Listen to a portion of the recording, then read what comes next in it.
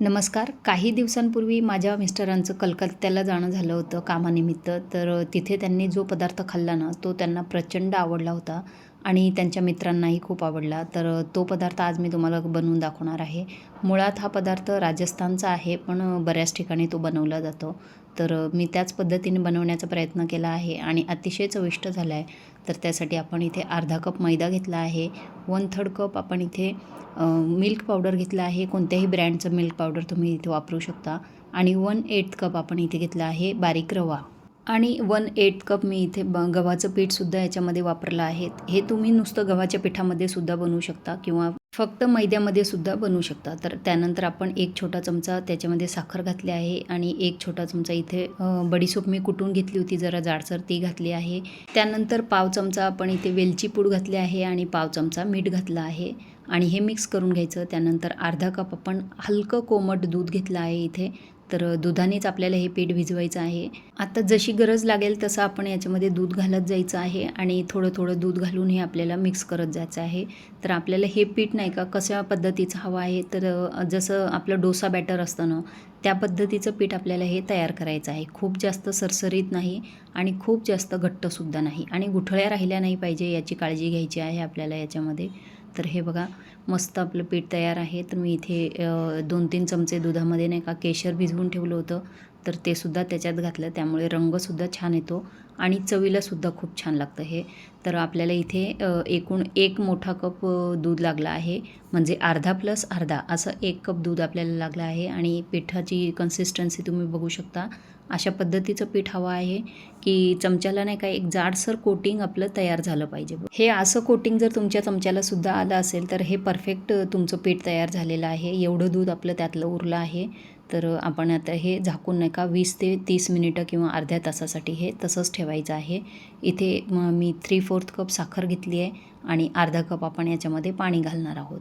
तर पाणी घालून आपल्याला याचा एक पाक नाही म्हणता येणार, तर आपल्याला नुसतं नाही का साखर पाण्यामध्ये विरघळून घ्यायची आहे फक्त एक उकळी आली की त्याच्यामध्ये 2-4 थेंब लिंबाचा रस घालायचा. म्हणजे काय होतं, साखर क्रिस्टलाइज होणार नाही, म्हणजे त्याचे खडे तयार होणार नाही.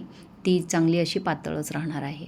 हे बघा याला छान उकळी आली आहे. आपल्याला 1 तारी किंवा 2 तारी असा पाक करायचा नाही आहे. फक्त हलका तो नाही का हाताला थोडासा घट्टसर लागला पाहिजे आणि थोडासा चिकट लागला पाहिजे.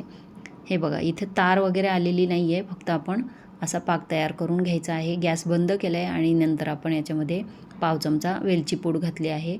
आता इथे मी हा पदार्थ नाही का तुपातच बनवणार आहे आणि हा ट्रेडिशनली जेव्हा बनवला जातो तेव्हा तो तुपातच बनवला जातो. तर इथे मी गाईचं शुद्ध तूप घेतलं आहे आणि ते आपण कढईमध्ये घालायचं आणि मीडियम गॅसवरच आपल्याला हा पदार्थ बनवायचा आहे. तर आता परत एकदा आपण काय करूया, पीठ छान असं मस्त 20 मिनटं मी तसंच ठेवलं होतं. तर 20 मिनटानंतर त्याला परत एकदा छान असं मिक्स करून घ्यायचं आणि हे बघा अगदी चिमूटभरसुद्धा नाही आहे हे, चिमटीपेक्षासुद्धा कमी आहे एवढंसं आपण खायचा सोडा याच्यामध्ये घालायचा आहे. सोडा नाही घातला तरीसुद्धा चालेल, पण सोडा घातल्याने ना हलकीशी जाळी त्याला चांगली पडते. त्यासाठी मी त्याच्यात अगदी चिमूटपेक्षासुद्धा कमी सोडा घातला आहे. तर त्याच्यानंतर आपलं इथे मस्त असं तूप तापलं आहे. तर त्याच्यामध्ये मध्यभागी असं आपल्याला हे बॅटर अलगदपणे सोडायचं आहे आणि वरून नाही का झारीने किंवा चमच्याने असं त्याच्यावर तेल उडवत राहायचं आहे. जसं आपण अनारसे बनवतो की नाही, अनारसे बनवताना कसं आपण असं हलकं वरून तेल किंवा तूप उडवत असतो त्याच्यावर, त्याच पद्धतीने ह्या पदार्थावर सुद्धा असं हे तूप आपल्याला असं उडवत राहायचं आहे. आणि हे बघा असं छान मस्त असं नाही का हा मालपुवा मस्त असा टम्म फुगला आहे. तुम्ही आता ओळखलंच असेल की मी इथे नाही का इन्स्टंट आपला मिल्क पावडरचा मालपुवा बनवला आहे आणि तो खायला अतिशय छान लागतो आणि खूप जास्त वेळसुद्धा लागत नाही बनवायला. अगदी झटकीपट तयार होतो. फक्त तेवढं आपल्याला पीठ 10 ते 15 मिनटं किंवा 20 मिनटं ते मुरत ठेवावं लागतं. त्यानंतरची प्रोसेस अगदी सोपी आहे. तर हे बघा असं मध्यभागी आपल्याला बॅटर टाकायचं आहे.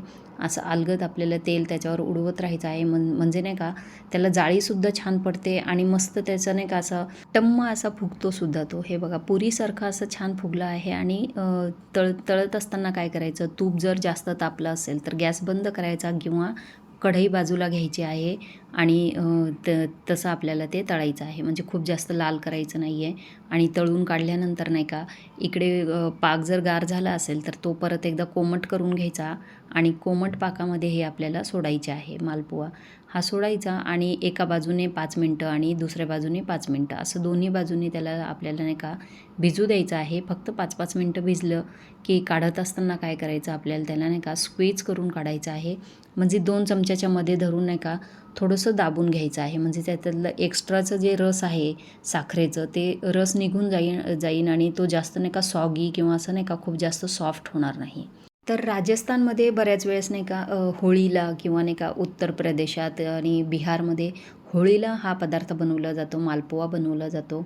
जसं आपल्याकडे महाराष्ट्रात नाही का होळीला पुरणपोळी, कटाची आमटी वगैरे बनवली जाते. तर त्या पद्धतीने त्यांच्याकडे नाही का मालपुवा हा विशेष बनवला जातो.